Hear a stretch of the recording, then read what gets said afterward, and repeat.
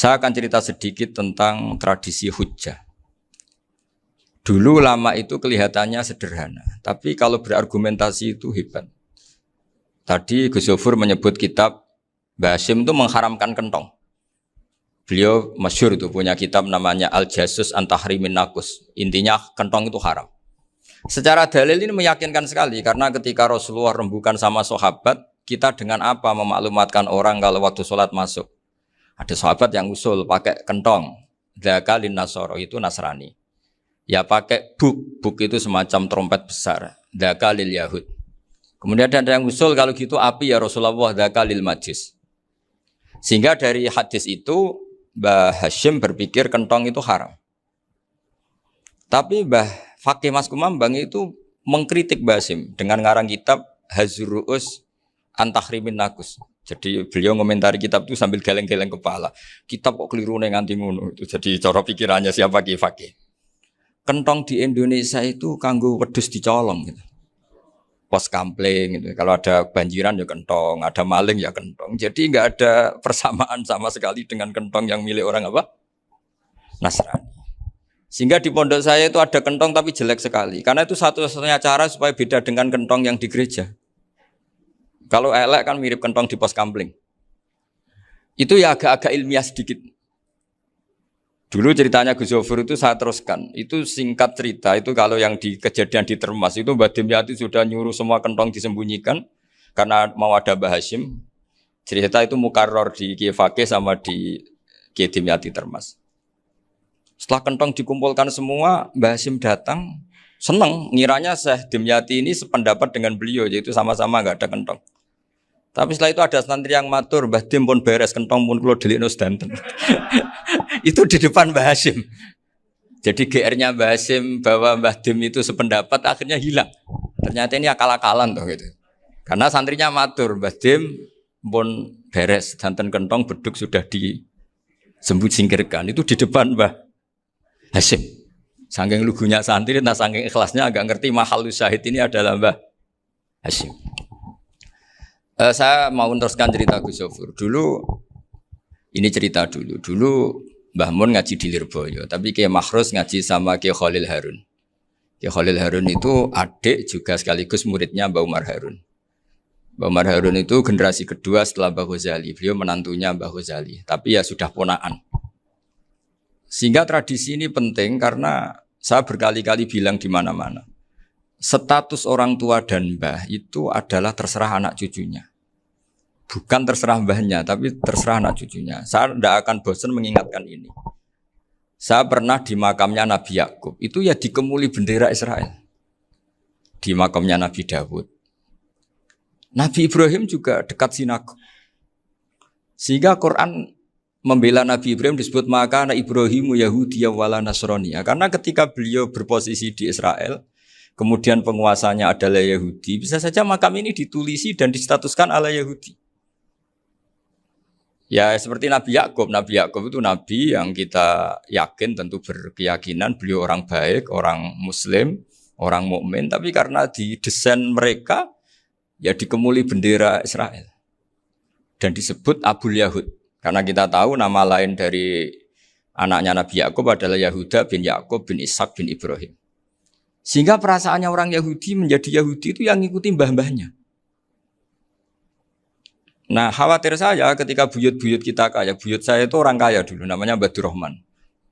Itu kaya sekali, tanahnya banyak. Dulu cerita Mbah Hasyim ya kaya sekali, Mbah Maksum juga kaya, Mbah Abdul Aziz juga kaya. Karena dulu itu inginnya kiai itu yo ketok sugih lah, gak ngel-ngelo santri. Tapi nanti kalau cucu-cucunya sudah ndak alim, itu ndak dianggap punya tanah itu karena untuk fasilitas santri. Aku tak kedonyan, mbah-mbahku ya kedonyan. Buktinya tanah yombo. Karena dia akan menafsiri sesuai cara berpikir. Makanya sanad keilmuan yang diceritakan Gus Zofur itu harus diulang-ulang. Kalau nggak diulang-ulang, maka kita akan berpikir sendiri untuk menafsirkan masyayikhonal kiram atau ajdadanal kiram. Nah, ini yang bahaya, yang sering Quran mengingatkan. Jadi ada status yang disematkan oleh anak cucu kayak orang Yahuda tadi. Yahuda bin Yakub bin Ishak bin Ibrahim itu menstatuskan mbah-mbahnya yang bernama Ibrahim itu Yahudi. Sampai Quran sendiri yang bela maka anak Ibrahimu Yahudi wala Nasrani. Karena secara geografis sekarang Ibrahim di Israel dan otoritas itu juga milik mereka sehingga mereka bisa masang-masang atribut yang menunjukkan kalau itu Yahudi. Beberapa al-alim al-alamah yang minnah itu sudah wafat dan kadang-kadang zuriyahnya itu tidak kita. Kalau sekarang orang bahasakan kubu sebelah. Akhirnya ya nggak boleh dikholi, nggak boleh diziarah. Terus seakan-akan yaktaduna bi ra'yi, seakan-akan mereka berpendapat dengan pendapat syekh ini padahal enggak. Nah sehingga tradisi ketersambungan sanad tadi baik secara genetik atau secara asbab itu harus terjaga. Saya beberapa kali banyaklah sering diceritain Mbah Mun. Dulu Mbah Munawir ini cerita ya, Mbah Munawir itu saking senenge kitab, ben santri ini so ngaji kitab. Itu kalau ada alumni Lirboyo, alim disuruh baca muin di sini itu Mbah Munawir ikut. Saking ingin tasjeknya, ingin ngajari santri bahwa ngapal Quran udah hafal tok, tapi yo paham. Dan penggalinya Mbah Munawir itu sampai klimaknya dulu Mbah Zaini itu nate nikah sama Nyai Komariah kalau nggak salah, binti Karim, binti Manap. Punya putra Gus Habib, Gus Toha yang diantara putrinya dinikahi Gus Rozin. Terus akhirnya kesampaian juga ketika Mbah Munawir punya mantu alim alama namanya Mbah Ali Maksum, angsal Nyai Hasyimah. Sampai pondok Kramcak ma'ruf bil ilmi, terutama ilmu sorof dulu karena Mbah Maksum itu komplain, fa'ala ya fulu kok terus fa'lan ya fa'ala ya fulu ya uf'ul gitu kan. Masuk fi'il kok jejer isim gitu. Jadi dulu kata Mbah Mun itu ada persaingan ilmu sorof, sorofnya Mbah Maksum Ali Kuaron sama Mbah Ali Maksum Jogja. Jadi walian tok, yang satu Maksum Ali Kuaron, yang satu Ali Maksum. Ya itu dulu saingan ngarang sorof. Nah ini yang menang siapa? Ya terserah duriannya. Kalau duriannya keren ya menang karena terserah yang kampanye. Saya bayangkan adekan Mbah Zubair tidak punya anak sealim Mbah Mun, mungkin kalnya Mbah Zubair juga tidak sewow kalau punya putra Mbah Mun. Karena saya berkali-kali bilang kalau dalam syair Arab itu kama takarroma, kadang dilafatkan kama tasyarrofa bi Muhammadin adnanu. Orang berpikir Adnan itu siapa? Itu karena ada Nabi Muhammad SAW. Orang mencari-cari Mbah Mun itu mencari Mbah Zubair karena ada Mbah Mun. Orang mencari Mbah Dahlan karena ada Mbah Zubair. Wong kok alime ngono iku bapake sapa? Wong kok alime ngono iku putune sapa? Tapi kalau kita ini sudah ndak alim, ini orang sudah enggak tertarik nyari-nyari leluhurnya karena dianggap selesai. Jadi yang dengan tanda kutip yang menghabisi mbah-mbahnya itu ya mesti cucunya. Ini mau ngamuk, mau peringatan, tapi ini juga peringatan pada diri saya sendiri. Jadi sehingga zuriyah ini penting. Kenapa para nabi mesti donga zuriyatan thayyibah? Kenapa selalu berpikir tentang zuriyah? Wa ja'alaha kalimatam baqiyatan fi aqibi. Karena zuriyah ini yang nanti bisa menstatuskan leluhurnya. Seperti tadi cerita Mas Maftuh ini tak puji betul. Saya hari ini tidak ingin gojlok supaya kewalian saya tidak tergerus oleh kedoliman. Saya pernah diceritain Gus Zofur, juga sering baca buku tentang Mbah Maksum. Dulu Mbah Maksum kalau wasiat kembali ya gitu. Kamu harus NU dan harus mempertahankan NU. Tapi tidak dengan cara membenci Muhammadiyah. Dulu Mbah Mun juga sering cerita. Dulu Mbah Hasyim itu ngaji Syekh Mahfud. Nah Mbah Ahmad Dahlan dulu namanya Darwis sering ngaji sama Syekh Khotib Minangkabau. Zaman itu Syekh Khotib sudah modern. Sudah ikut gerakan Abdu, gerakan Almanar. Sehingga bawaannya Mbah Ahmad Dahlan ini agak agresif. Yang Mbah Hasyim karena hanya mulazim di Syekh Mahfud, hanya sesekali ngaji Syekh Khotib, beliau lebih seperti itu. Dan dua beliau ini sama-sama pernah ngaji Mbah Soleh Darat di Semarang. Mbah Hasyim sama Mbah Ahmad Dahlan yang dulu namanya Darwis. Jadi ini masih min muskatin wahidah mimam bain wahid. Sehingga kita tidak kaget ketika Mbah Ali Maksum mengomentari Muhammadiyah itu masih ahli sunnah wal jamaah. Makanya nanti terakhir saya baca kitabnya Mbah Ali dan sering saya pelajari. Andai kan kita ini sepakat dengan ilmu, ya kita tahulah. Kalau Abu Hanifah itu tidak kunut, Imam Syafi'i kunut, berarti kunut itu mazhabnya Abu Hanifah, bukan mazhabnya Mbah Ahmad Dahlan. Apa tidak kunut itu mazhabnya Abu Hanifah, bukan mazhabnya Mbah Ahmad Dahlan. Kita kunut itu mazhabnya Imam Syafi'i, bukan mazhabnya Mbah Hasyim. Ini semuanya masih dalam bingkai ilmu. Adzan qabla subhi juga riwayatnya jelas. Tidak adzan ya sudah perilaku kita sudah jelas. Dulu Mbah Mun sering didik kita gitu.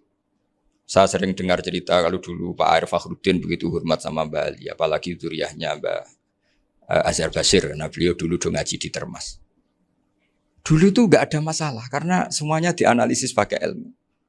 Tapi sekarang pakai identitas, yang kunut tuh NU, yang nggak kunut Muhammadiyah. Berarti Abu Hanifah itu Muhammadiyah, Imam Syafi'i itu NU. Berarti Imam Syafi'i itu ya anak buahnya Ki Miftahul Ahyar kira-kira gitu karena anak buahnya Pak Said Akil. Kan terus jadi repot. Dulu kita ini pengagum ilmu bukan pengagum perbedaan. Sehingga di sini yang saya kagum dari sekian ceritanya Mbah Ali Maksum, supaya kitab ini to the point, supaya nggak lama-lama karena waktunya juga. Nanti kalau kemalaman ini kena semprit ini sudah. Ini diantara yang diceritakan Bali itu unik. Imam Syafi'i itu sering tawassul, sering wasilah sama siapa itu? Abu Hanifah. Ini sudah tak petakan, saya baca yang sensitif lah, so yang ini ya. Ziyar al-Babus Samin, terus sebentar ini yang bab tawassul.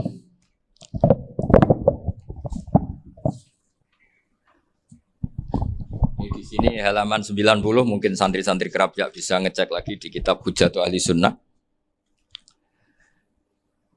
Ketika cerita tawassul, di antara yang diceritakan Bali Maksum adalah perilaku ya, bukan sekedar statement tapi apa? Perilaku. Perilakunya Imam Syafi'i atau ahwalnya kalau bahasa halusnya, yang selalu ke makamnya Abu Hanifah untuk tawassul. Padahal Imam Syafi'i itu orang yang secara ilmu sering kritik Abu Hanifah. Jadi ini saya baca ini di halaman 100, jadi tawassul mulai halaman 9 berapa ini? Sampai halaman ini yang qala sami'tu Syafi'iyya yaqul inni la atabarraku bi Abi Hanifah wa aji'u ila qabri fi kulli yaumin za'iran. Fa idza uridat li hajatun shallaitu rak'atain, halaman 100, waji'tu wa sa'altu wa ta'ala al hajat indahu fama taqudu anni hatta tuqda. Kanal Imam Syafi'i ayyama huwa bi Baghdad yatawassalu bil Imam Abi Hanifah yaji'u ila dorihi fayusallimu alaihi wa yatawassalu ila Allah bihi fi qada'i hajati. Terus wa yatawassalu Imam Ahmad bi Imamina Syafi'i. Jadi di antara yang diceritakan Mbah Ali Maksum itu betapa Imam Syafi'i yang terkenal sering mengkritik Abu Hanifah dalam tatanan fikih karena beliau tidak percaya ada istihsan. Abu Hanifah berpendapat adanya istihsan, dan kita tahu lah ikhtilafu Syafi'i wa Abu Hanifah itu besar sekali. Tapi beliau itu tahu Abu Hanifah itu orang yang sangat soleh. Abu Hanifah itu kalau ketemu sama orang yang utang beliau itu yang lari bukan yang utang Abu Hanifah, karena takut orangnya itu izin. Jadi kalau ketemu yang utang di jalan itu yang sembunyi itu Abu Hanifah. Kenapa engkau sembunyi? Ada yang utang saya lewat, nanti orangnya malu. Jadi setingkat Robi'ah Adawiyah itu beliau di rumah ada maling itu sembunyi. Ditanya kenapa engkau sembunyi? Malu, gak ada yang dimaling. Malu sama malingnya karena serumah itu gak ada barang yang layak dicolong itu. Itu Robi'ah sampai dia sembunyi. Itu yang bisa niru itu Abu Hanifah. Jadi wali-wali besar ini ternyata saling menghormati dan saling tawassul. Nah saya berharap tawassul ini bukan sekedar perilaku sosial, tapi memang ada sanadnya. Sehingga terus diceritakan Bali di sini dulu istaqa Umar bil Abbas. Kata siapa tawassul harus dengan Rasulullah SAW? Dulu istaqa Umar bil Abbas. Sayyidina Umar itu tawassul istisqa dengan Sayyid Abbas. Padahal kita tahu Sayyid Abbas ini tidak nabi. Terus beliau cerita sampai Imam Syafi'i tawassul sama Abi Hanifah. Sehingga gak ada perdebatan itu kan Umar. Kalau Umar kan ada jaminan boleh diikuti karena beliau sahabat. Bali cerita tentang Imam Syafi'i yang tawassul dengan Abu Hanifah. Seargumentatif itu. Sehingga ada cerita dalam sebuah tafsir. Ya saya ulang lagi, ada cerita di sebuah tafsir. Kenapa Nabi Musa ditanya Allah, wa matilka biyaminika ya Musa. Ma'ana wa ta'ala a'lam. Tentu Allah sangat tahu yang di bawah Musa itu apa. Karena Allah tahu Nabi Musa itu grogi. Orang dipanggil Wali Maksum pasti grogi, santri dipanggil Mbah Mun pasti grogi. Kenangan saya setiap dipanggil Mbah Mun ya mesti tanya, yang ringan-ringan, wis sarapan ya. Arung sarapan ya sarapan. Pas sarapan ya kan tanduk mangan sing enak, wong santri ora tau mangan enak. Ya enggak pernah ngomong yang penting, ngendikan yang penting. Nah, karena Nabi Musa ini grogi, ini sebagian tafsir. Itu ditanya yang ringan, saku iku nggawa apa? Karena pertanyaannya ringan, Nabi Musa juga ringan. Ya Nabi Musa itu sampai lali, iku pangeran sing ya'lamu sirra wa akhfa. Diterangno. Niki tongkat Gusti. Gunane kathah Gusti tongkat iki. Qala ya asaya atawakkau 'alaiha wa ahusyu biha 'ala ghanami wal ya fiha ma'arifu ukhra. Oh, tongkat Gusti niki penting mesti. Nggih nak. Nggih macam-macam lah Gusti. Atawakkau 'alaiha wa ahusyu biha 'ala ghanami kangge menghalokan wal. Masih terangno terakhir dan yang lain-lain Gusti. Wal ya fiha ma'arifu ukhra. Sehingga akhirnya rileks. Karena Nabi Musa terus ngerti. Ternyata ketemu pangeran itu gak seserem yang saya bayangkan gitu. Pertanyaannya ringan. Itu ada ilmunya. Tapi cerita ini yang versi tafsir ini tidak yang seperti di Manaqibul Ghazali. Di beberapa kitab tentang Manaqibul Ghazali diceritakan di alam roh Nabi Muhammad SAW itu yubahi bi ummati, saking yubahinya sampai ngendikan ulama ummati ke anbiya Bani Israel. Ulama umatku itu pinternya atau statusnya itu mirip-mirip lah. Kaf itu ya mirip-mirip kayak ulamanya nabinya Bani Israel. Akhirnya Nabi Musa itu tersinggung sekali. Bagaimana mungkin ulama disamakan dengan apa? Nabi. Sehebat-hebatnya ulama itu kan tidak akan yabluhu darajatan nubuwah atau yartaqi ila darajatin nubuwah. Itu akhirnya ya kalau kamu nggak percaya panggil. Yang dipanggil Imam Ghazali. Ya Nabi Muhammad juga gak mau kalah itu. Kalau manggil ulama RT ya kalah keok. Gitu. Akhirnya Imam Ghazali datang, ditanya sama Musa, Mas Muka, nama kamu siapa? Ana Muhammad bin Muhammad Al-Ghazali At-Tusi Asy-Syafi'i. Itu disebut panjang. Nabi Musa guyu-guyu.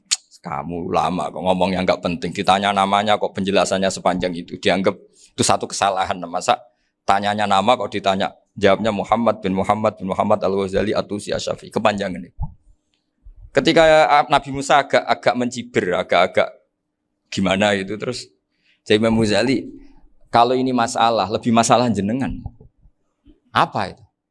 Yang tanya jenengan tuh Allah ya alamu sirra wa akhfa, dan Allah hanya tanya wa ma tilka biyaminika ya Musa. Harusnya jenengan jawab asoya titik, bukan kepanjangan. Atawakkau 'alaiha wa asyubiha itu kepanjangan. Allah tanya yang di bawah kamu itu apa? Yang di tangan kamu. Harusnya jawabnya hanya aso ya. Tapi kenapa penjelasannya sepanjang itu? Sampai terakhir waliya fiha ma'aribu ukhra. Terus pinter tenan jadi gitu. Terus Nabi Musa terus bilang, ya pinter tenan aja gitu. Padahal kita tidak pernah GR seperti itu kan kebetulan Imam Ghazali gitu. Kalau yang lain mungkin ya keok lah kira-kira gitu. Tapi ini cerita dalam khazanah keilmuan. Benar yang dikatakan Gus Zofur. Saya termasuk orang yang pernah mondok Lirboyo Pasanan. Jadi setelah saya disuruh nemani Gus Kamil, tahun berikutnya Gus jenengan disuruh. Pokoknya anakku, mbok sak wulan lah kudu tahu mondok Lirboyo. Biar aku tahu ngaji Wakarim. Terus yang disuruh mbaturi Gus Kamil itu saya. Jadi saya pernah 1 bulan tuh di Lirboyo. Karena saya ini santri beling ya, kontraknya pokoknya penting ziarah Bakarim. Biasanya nggak pernah ngaji. Pokoknya gerbar ngisa. Ziarah ya sudah. Ngaji subuh ingat saya sama Gus Imam. Itu dari 17 hari ingat saya ngaji 2 kali. Tapi kalau ziarah ke Bakarim sudah lupa jumlahnya karena memang kontraknya disuruh ziarah. Sampai seperti itu. Dan saking senengnya bangun sama Bakarim saya masih ingat. Ngamplopi salam template itu masih ingat untuk Gus Anwar, untuk Gus Imam, untuk Gus Kafabi, termasuk untuk Gus Maksum. Itu malam-malam saya dijak ngamplopin. Zaman itu saya masih ingat selawewu. Zaman itu kos 1 bulan itu 13.000. Jadi kira-kira kalau 25.000 itu untuk kos 2 bulan. Jadi saya krusnya itu pakai kos. Saya masih ingat Mondok Sarang itu kos 1 bulan 13.000. Berarti kira-kira 500.000 itu di amplopin sendiri sama Bang. Ini untuk Gus War, ini untuk Gus Imam, ini untuk Gus. Padahal Gus Imam ini mondoknya sudah dibangun. Itu bangun hormatnya sampai untuk jatah salam template. Nah yang ribet kebalikannya, kita pulang Gus Imam karena melihat Gus Kamil ini putrane Mbah Mun, Gus Kamil disangoni. Saya juga disangoni karena Gus Imam dulu ngaji juga sama Pak D saya. Sama keluarga saya. Itu kata Gus Kamil setelah keluar. Mau kamu nih gua abal, boten berarti gua aku. Karena ini penting. Ini kalau sampai dianggap tukar guling, ribet deh.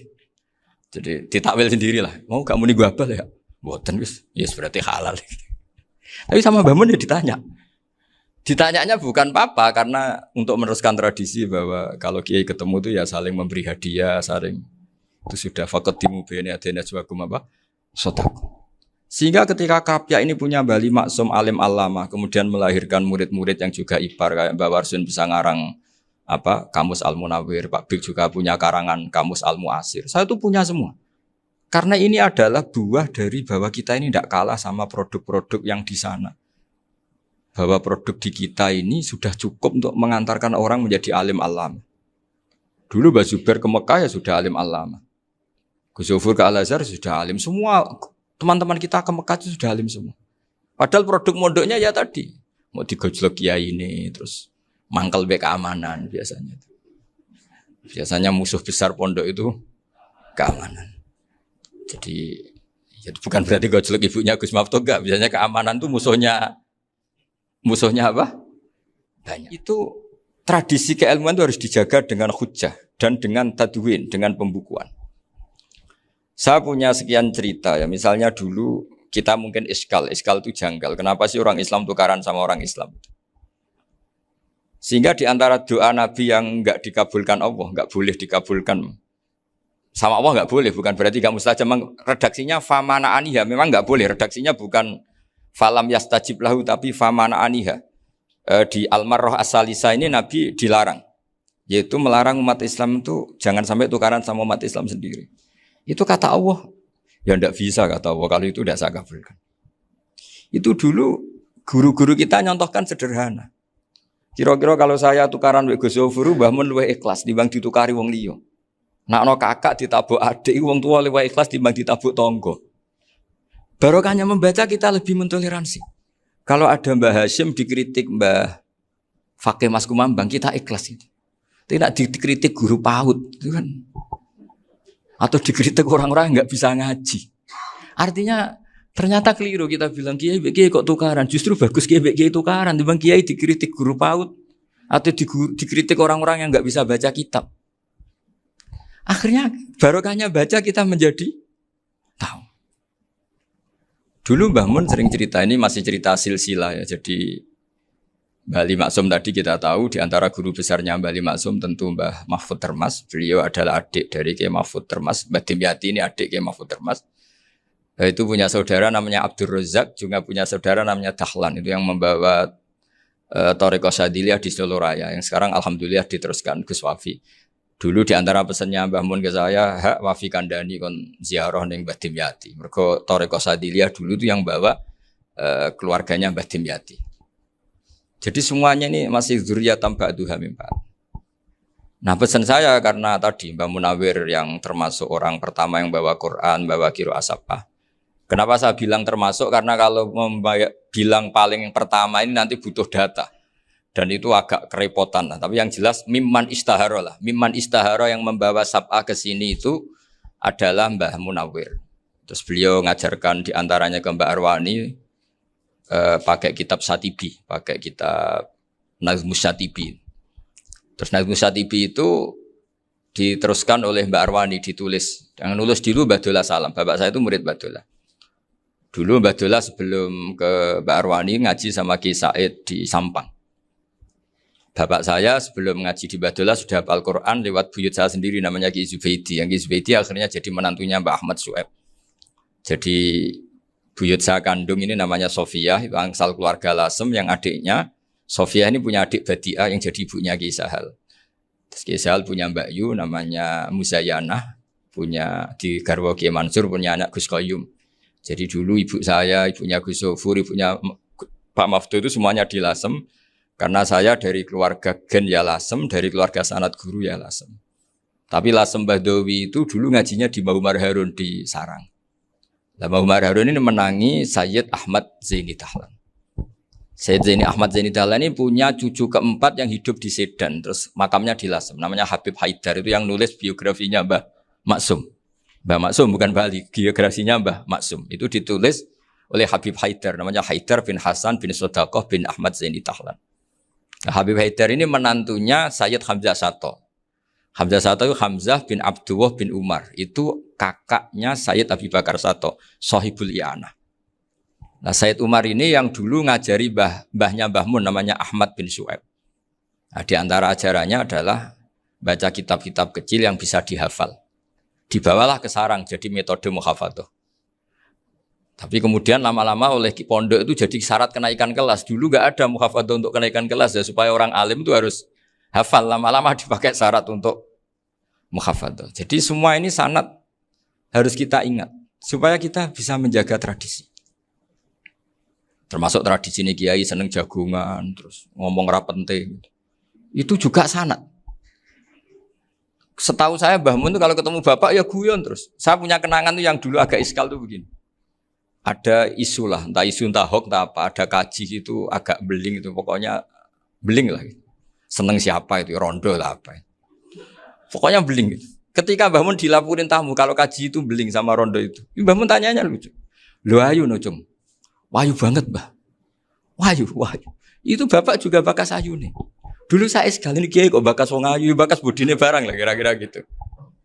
Tapi setelah saya tambah alim, tambah ngerti itu, kata bapak gini, ya apik bakas ayu hak, timbang iya, no malah qadzaf. Ternyata seni. Sekali Mbah Mun atau bapak bilang, kaji kok zino, kaji, maka larinya ke qadzaf. Maka menghindari bahasa menuduh, ngomong yang nggak penting. Loh ayu no. Jadi kiai dulu tuh orang sok suci tapi menghindari hal-hal yang jadi punya seni untuk ngelola kehidupan.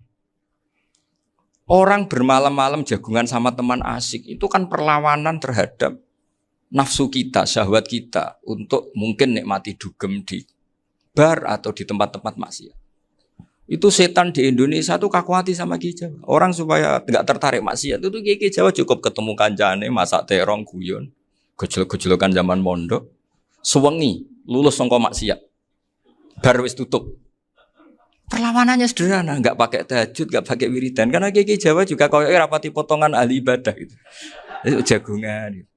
Jadi setahu saya itu pernah lihat Bali itu sekali ketika beliau ngisi ceramah di Mbah Hamid Bedowi, saya masih kecil diajak bapak. Dulu kalau bapak ngelihat Bali sama Mbah Hamid itu mesti nangis, karena dua orang alim bertemu. Yang akhirnya ya bisanan itu Mbah Hamid punya anak Gus Nasih, di sini ada Mbah Nafisa, terus jadi Mbak Salih Hindun itu. Jadi dulu tuh ya guyon terus ketika ketemu. Itu yang sering bodoni Mbah Hamid itu ya Ki Bisri. Ki Bisri itu kalau datang ke Ki Hamid Pasuruan, nak wali tenan aku teko ditata nomangan. Jadi ukurannya ya. Ternyata sampai sana dikeimangan tenan. Masih belum mengakui, kan nak wali tenan aku kiai rung di mobil, dongakno aku di mobil. Sudah kalah satu seri itu masih gak terima. Lalu itu Mbah Hamid akhirnya berdoa, ayo monggo, mungkin Ki Bisri gak ada mobil. Itu setelah didoain masih tanya, mereknya apa merek? Jadi itu Mbah Hamid jawab, yo paling Holden itu, paling Holden. Itu nyari mobil itu ya adalah dapatnya Holden.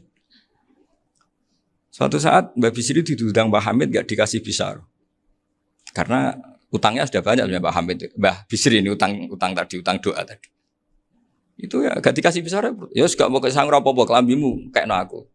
Didol sama muhibbinya Mbah Hamid, itu harganya melebihi jatah bisaroh. Ketemu Mbah Hamid. Kang, susu Kang, mergo. Jadi dulu itu rileks, makanya ini yang diceritakan ke Zofur. Sebetulnya kalau kiai-kiai itu bersanad itu ya rileks, hidupnya itu rileks.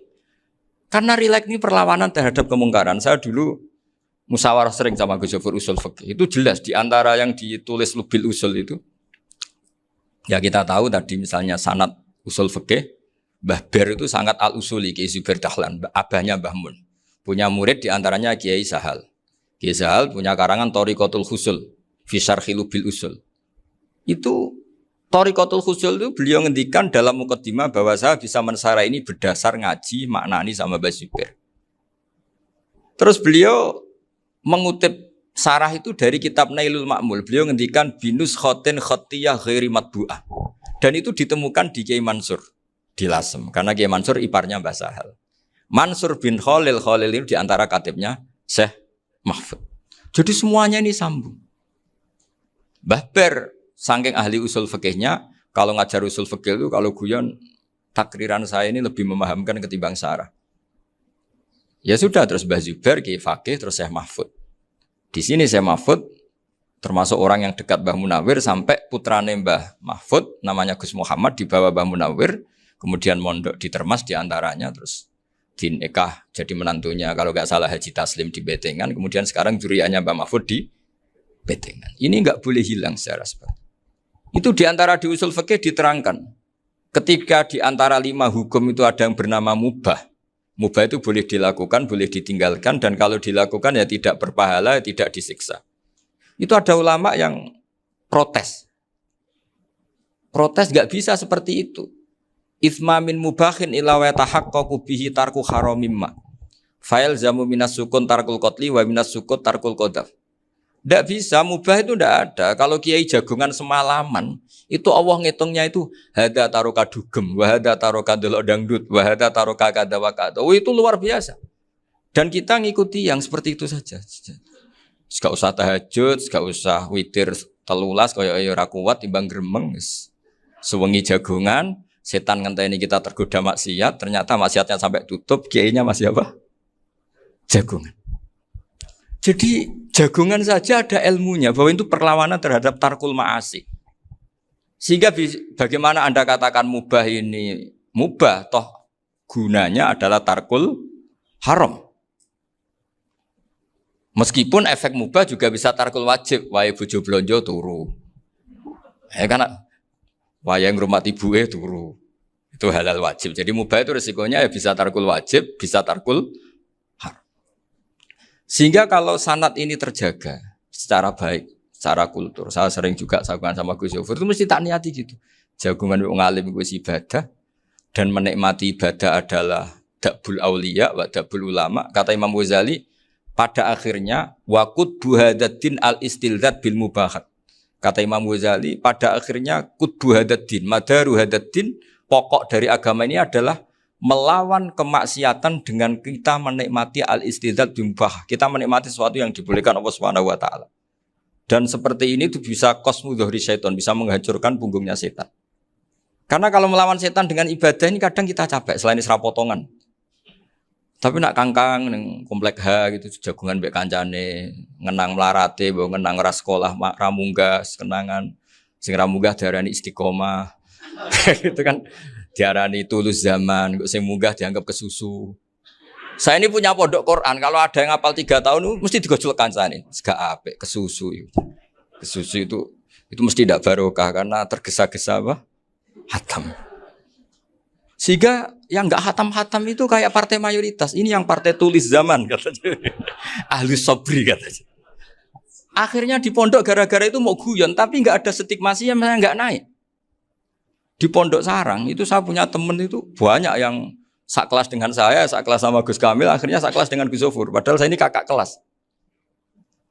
Saya temannya, Gus Kamil temannya Gus Sofur. Ini anak ini nggak pernah naik, itu nggak dicibir di pondok. Karena guyonan tadi, guyonan bahwa ini bagian dari bentuk apa? Istiqomah. Nanti yang goblok juga tenang. Karena kiainya cerita, kadang santri goblok ya baru kan. Di sini pondok akeh santri ora tau sinau ning omah dadi kiai gede. Selalu kiainya tuh cerita seperti itu. Akhirnya sing goblok ya bangga dengan kegoblokannya. Iya, jadi kiai itu orang yang meskipun guyon ini barokahnya Masya Allah. Dan setahu saya kiai-kiai alim itu ya senengannya guyon karena tadi guyon itu luar biasa. Bapak saya itu kalau pesan sama saya itu enak ngaji is guyon nice. Wong ning omah mikir utang, mikir wedi bojo macam-macam kok ngaji mbok jak nangis pisan, nangis ping pindho katanya. Sudah jak guyon ae. Paling gak lali. Dan beliau punya dalil kul bi fadlillah bi rahmati fa bidzalika falyafrah. Jadi jangan sampai orang ini farah bil maksiat, jangan sampai orang itu. Dan ini yang saya kenang dari sekian cerita murid Bali. Mbah Ali Maksum ya senangane guyon. Gojol-gojolkan mbek santri guyon. Ini saya maklumatkan ke semua santri beliau bahwa ini bukan sekedar guyon, tapi al-istilzat bil mubahat. Ini adalah perlawanan terhadap setan karena banyak orang bisa senang tuh kalau nunggu maksiat. Ini bisa senang dengan sesuatu yang tidak maksiat. Itu kayak apa hebatnya? Makanya Nabi itu kalau ketemu sahabat ya sering ngendikan yang ringan-ringan. Ya Umar ma'afalan duher jong mano piye ije. Kalau ketemu anak kecil ya. Nanti ketemu yang tua-tua yang sudah nggak bisa mikir ya cerita-cerita saya mohon sekali murid-murid kerap ya. Jangan hanya ngaji fikih. Kalau hanya ngaji fikih itu posisi Abu Hanifah itu seakan-akan nyun sewu orang yang sangat tidak ahli hadis. Karena beliau di situ kelihatan kalah sekali dengan Imam Syafi'i. Apalagi di perdebatannya Muhammad bin Hasan Asy-Syaibani dengan Imam Syafi'i itu kelihatan sekali betapa Abu Hanifah itu orang yang nyun sewu ditinggalkan dalam ilmu hadis. Sampai beliau hanya dapat gelar min ulama ahli ra'yi, termasuk ulama yang kuat logikanya. Juga harus baca kitab-kitab seperti ini. Ternyata di balik Imam Syafi'i mukhalif pada beliau di bab-bab fikih, perilakunya sangat hormat. Sampai beliau tuh kalau tawassul ke kuburannya Abu Hanifah. Dan beliau ngendikan an-nasu fil fiqhi iyalun ala Abu Hanifah. Semua orang yang ahli fikih itu masih anak buahnya Abu Hanifah. Saya berkali-kali cerita, mazhab Syafi'i itu alatut tadhir hanya dua, yaitu alma wa turab. Abu Hanifah nambahi wanar. Alasannya Abu Hanifah orang mukmin yang dosanya banyak itu dibakar di neraka dan alasannya Allah litadhirihim untuk mensucikan mereka. Jika pikirannya Abu Hanifah an-nar itu min alatit tadhir. Apa yang terjadi ketika bata itu batu bata yang dibakar di situ campur teletong campur apa-apa itu kalau sudah mazhab Abu Hanifah selesai sudah suci karena sudah ngelewatin pembakaran. Meskipun kita tidak akan kalau kehilangan air terus wudu dengan api bisa bunyak semua itu. Tapi apapun itu menjadi solusi. Sehingga saya punya kitab namanya Ikhtilafu Malik Ikhtilafu Malik wa Abu Hanifah atau Ikhtilafu Syafi'i ma Abu Hanifah. Itu kelihatan sekali kalau Abu Hanifah itu nyuruh posisinya kalah.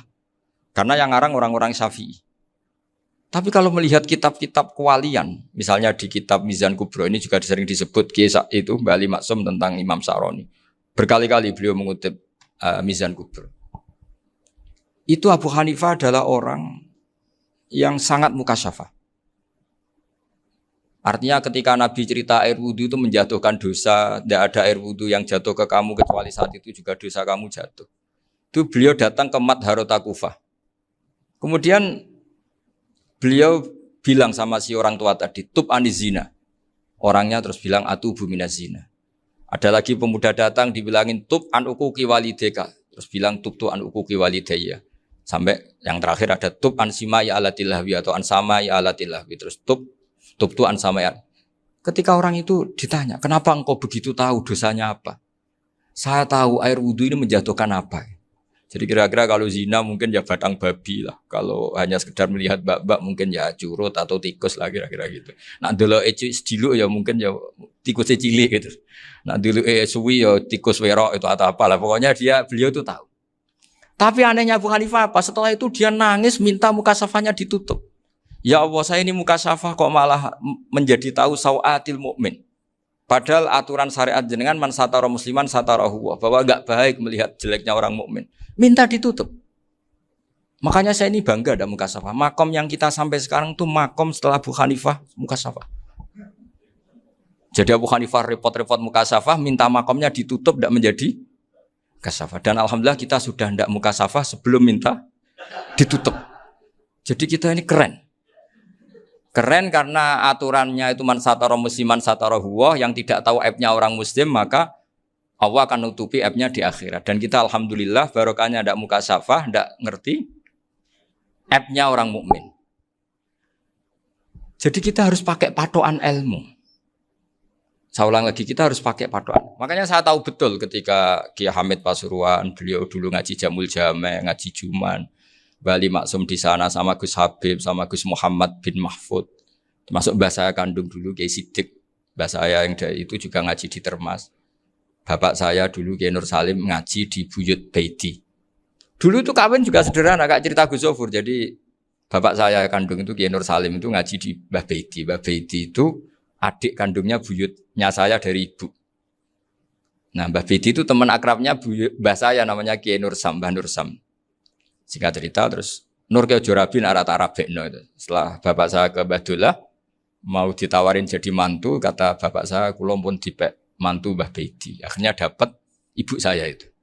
Karena ibu saya itu cucu Mbah Bedi, cucu lambung. Jadi mbahnya ibu saya itu Mbak Yunya Mbah Bedi. Namanya Mbak Sofia tadi yang dapat Mbak Idris itu. Yang Mbak Idris ini bin Umar. Ya Mbak Umar yang mbahnya Mbak Hamid. Hamid bin Abdullah bin Umar. Kalau bahasa itu Fatimah binti Idris bin Umar. Dulu kecilnya Mbak Idris namanya Abdul Khalik. Kalau kecilnya Mbak Hamid namanya Abdul Mukti. Kalau kecilnya Mbah Maksum namanya Muhammadun kalau nggak salah. Dulu itu namanya dua-dua karena diganti ketika musim apa? Haji. Jadi ini terjaga. Sehingga tidak ada ceritanya kiai-kiai yang jagongan kemudian santrinya itu yang agak-agak khawatir. Kiai kok sungi-sungi jagongan, gak tahajud, gak duha, itu tidak ada. Karena ini dianggap fi'lul mubahat untuk melawan mungkar. Jadi sehingga di kitab Ikhya diterangkan, kamu jangan ngira orang-orang soleh ketika jagongan itu min ahlil bitolah wa takasul. Itu orang-orang yang pemalas itu enggak. Tapi mereka bisa mengasyiki Allah. Bahwa dalam jagungan ketemu teman ya asik, gejul-gejulkan sama Pak Maftuh ya asik. Dan keasikan ini bentuk perlawanan terhadap keasikan harus dengan maksiat. Itu kayak apa kalau kita ngaji sampai seperti itu. Termasuk tadi yang diceritakan Pak Maftuh kitab Hunyah. Semoga beliau cerita juga pernah belajar. Saya pernah belajar kitab Hunyah khatam. Itu diantara yang diceritakan Syabdul Qadir Al-Jilani tadi kata beliau Al-Jilani dipakai Jim Al-Jilani. Ini agak beda dengan kita. Mbah Zubair itu punya kitab namanya Al-Qolaid Al-Uluyah. Beliau menfatwakan nama-nama ajam itu kamu bebas. Ajamiyun fasna bihi masyita. Sehingga kita kalau punya kiai harus mau qolal ustukhri. Sehingga mau qolal istukhri. Tirmidzi juga nasibnya sama. Qolat rawahut Tirmidziyu. Sehingga rawahut Turmudziyu. Yang satu rawahut Tarmidhiyu. Ya karena kita keluarganya Tarmidhi apa enggak gitu. Makanya kata Mbah Mun sama masih ingat. Kata cerita Gus Zofur tadi adabnya Gus Zofur itu cerita tentang keluarga ibunya. Padahal keluarga ibunya juga orang-orang soleh yang luar biasa. Itu kata Mbah Mun, kowe roh jenenge Imam Bukhari tahu ya. Jenenge sapa? Saya nyebut Muhammad bin Ismail bin Ibrahim bin Mughirah bin Bardasbah. Lah iya Bardasbah mbok waca Bardisbah yo. Lah cara kene mbok Parmin mbok Parlan. Jadi Bardisbah mbok Bardasbah iku cara kene yo Parmin mbok. Iku rak Mbah Fadl Senori dadi kabeh diwaca Arab. Jenenge Mbah Umar Harun. Dhisik yo wong sarang Mbah Harun mbok kira nang yo ora roh wong dhisik yo wong kuno. Jadi kalau versi Mbah Fadl termasuk yang pertama bikin nasab Mbah Maksum itu tulisannya Mbah Fadl yang dikutip Habib Haidar tadi. Ya saya seperti Gus Zofur juga mencari-cari hubungan ulama-ulama di Jawa. Itu Mbah Mun itu kalau bicara mbahku ono sing jenenge Kiai Serut. Kalau ditulisannya Mbah Fadl itu Syaraf. Jadi Mbah Fadl itu fanatik orang-orang alim itu ditulis Arab, kalau Mbah Mun itu Jawa. Dulu tuh ada wali seto di daerah saya. Dulu orang ya janggal, ternyata ada sato itu kesamaan di Arabnya itu. Sehingga kiai-kiai itu ada fanatik Tirmidzi, Turmudi, Tarmidzi, Jilani, Jailani karena ajamiyun fasna bihi masyita. Jadi kalau nama-nama ajam semongko lah baca sekenanya sementing. Cuma mungkin tahqiqnya benar Pak Maftuh tadi memang di Mu'jamul Buldan itu Al-Jilani bikasri jim ya sudah kita baca Al-Jilani. Sebab itu kayak Pondok Pelosok Lirboyo itu menurut saya bagus. Orang itu maknani betul sama gurunya. Kalau sarang enggak. Kalau Pondok Lirboyo, pondok yang tadi ternyata keluarga Mbah Munawir sini pernah bisanan yaitu Mbah Zaini pernah nikah sama Nyai Komariah ya kalau nggak salah, punya putra Gus Habib ya, Pak Toha dan sebagainya. Itu betapa hubungan pondok Quran sama pondok kitab dulu itu nggak pernah terputus. Bapak saya setelah hafal Quran itu dulu ngaji Mbah Zubair. Jadi bapak saya sering ngutip mu'en apa, padahal bapak saya itu terkenal tuh, beliau cita-citanya itu saya ingin hafal Quran kayak hafal Fatihah. Beliau itu sampai sepulahnya sekali. Karena beliau inginnya hafal Quran kayak hafal Fatihah. Termasuk murid terbaiknya Mbah Dullah bapak saya. Itu ya ngaji kitab. Sehingga kata Mbah Mun, jadi Mbah Munawir de mantu Bali Maksum, itu ya sudah dipenggali. Sudah dipenggali dituruti pangeran. Lahirlah seorang Bali Maksum yang membawa. Jadi dulu itu ya Gus Muhammad yang ngaji di Termas, nanti Mbak Arwani sebelum ngaji di sini ngaji di Tebu Ireng. Sehingga Mbak Arwani bisa ngarang kitab. Beliau ngarang kitab tentang Sab'ah. Faidul Barokat namanya. Ya nulisnya ya fasih ya. Saya punya tulisan tangannya Mbak Arwani itu banyak. Saya juga punya tulisan tangannya Mbah Hasyim Asy'ari ketika nyurati buyut saya yang di Damaran itu pakai bahasa Arab. Jadi dulu itu Mbah Ali Maksum juga sama. Surat-suratannya dulu sama tokoh-tokoh Muhammadiyah ya bahasa Arab. Nah ini harus kita dengar dari abna, dari bahwa Mbah Maksum kemarin yang diceritakan Gus Zafur di Khol Mbah Maksum, kue kudu belo NU, kudu tetap NU, tapi bukan dengan cara membenci Muhammadiyah. Tadi Pak Maftuh menguatkan sanad itu dari Pak Atabik bahwa Muhammadiyah termasuk ahli sunnah apa? Wal Jamaah. Karena sama-sama tidak sabus sahabat, sama-sama ikromus sahabat dan sama-sama bermadhab. Nah soal akhirnya ada beberapa yang usrapati seneng ngaji ini yang agak ribet. Tapi kamu udah usah ngeritik Muhammadiyah agak seneng ngaji, kayaknya juga sama kita nggak seneng ngaji juga banyak itu. Jadi kalau ngeritiknya masalah itu kan kita ya agak-agak sama. Ya jadi ternyata di sini terus ini yang terakhir supaya nggak lama-lama. Bali juga punya sisi keras sekali. Jadi dalam hal-hal yang khas ini di halaman 87 itu keras sekali. Beliau ngendikan wahal bi jununun hatta usdira amri lil mu'minin alla yazuru rasulahum. Jadi ketika saya tadi sudah bilang bahwa beliau sering muji Ibnu Taimiyah dalam banyak hal. Tapi dalam banyak hal juga beliau mengkritik Ibnu Taimiyah ketika menafsirkan la tusaddur rihal illa ila salasati masajid. Kemudian Ibnu Taimiyah tidak mentasrekkan, tidak mensunatkan ziarah kubur Rasulullah SAW. Beliau mengkritik. Dan cara mengkritik adalah ngendikan ulaikal ladzina yuriduna ayyahulu bainahu sallallahu alaihi wasallam wa baina ummatihi fi nakhiyatin. Itu adalah orang-orang yang ingin membuat batas antara Nabi dan umatnya. Saya termasuk terinspirasi makalah Bali ini adalah bagaimana Anda mengkafirkan orang Islam berdasar qala Rasulullah sallallahu alaihi wasallam. Wan nabiyyu asyaddun nasi syafaqatan li ummati. Wan nabiyyu akhrasun nas, orang yang paling serius supaya umatnya ini selamat. Kemudian Anda dengan hadisnya Nabi mentafrik bainahu wa baina ummati berdasar dawuh Kanjeng Nabi. Itu cek mentalahan. Makanya saya itu enggak pernah keras di bab ini. Misalnya nyuruh saya ada santri sarang yang nakal.